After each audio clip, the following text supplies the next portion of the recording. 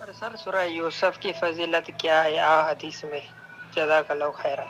سورہ یوسف کی فضیلت احادیث میں بھائی جاننا چاہ رہے ہیں میرے محترم ناظرین۔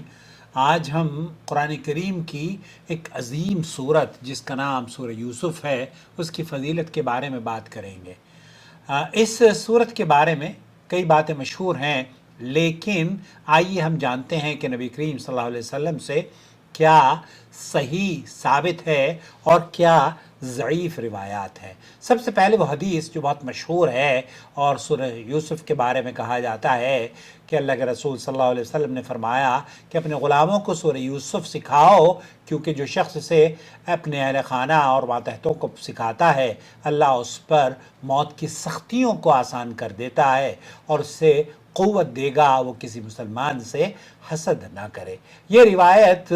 امام ابن عدی اور بیہقی اور دیگر علماء نے اس کو نقل کیا ہے، لیکن محدثین کی نظر میں یہ روایت ثابت نہیں ہے۔ علامہ البانی رحمۃ اللہ علیہ فرماتے ہیں یہ من گھڑت روایت ہے سلسلۃ الاحادیث الضعیفہ میں۔ یہاں قرآن کریم کو یہ سمجھنا کہ قرآن کریم کی اس عظیم سورت کو یہ سمجھنا کہ اس کی بہت فضیلت بیان کی گئی ہے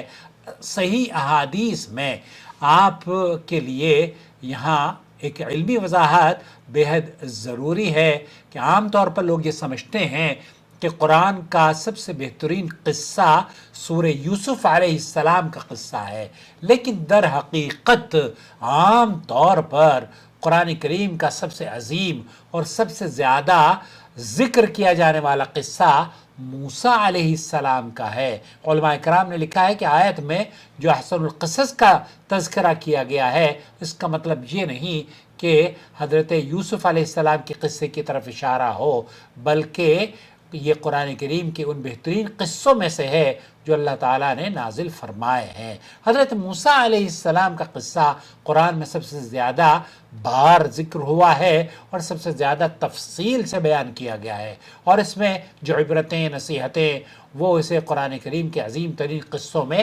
شامل کرتی ہیں۔ اس لیے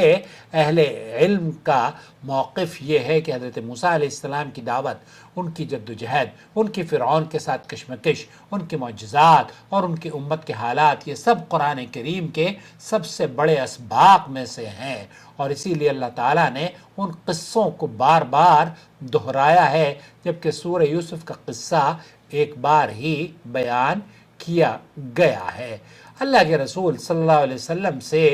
کوئی بھی صریح اور صحیح روایت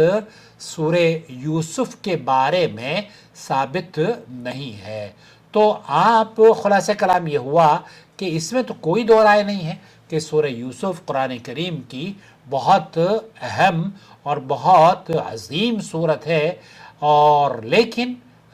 اس طرز پر جس طریقے سے ہمارے یہاں مولانا اشرف علی صاحب تھانوی نے بھی بہت ساری سورہ یوسف، سورہ رحمان اور دیگر فضیلتیں، اور انہوں نے تو اپنے گنتیاں بھی، تعویذ گنڈے بھی بنائے ہوئے ہیں، تو بہرحال اس طرح کی چیزیں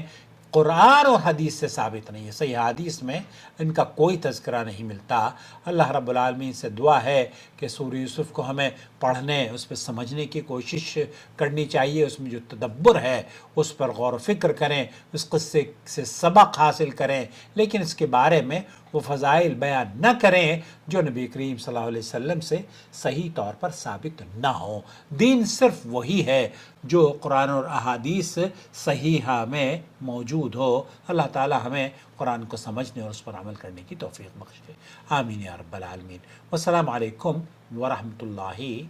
وبرکاتہ۔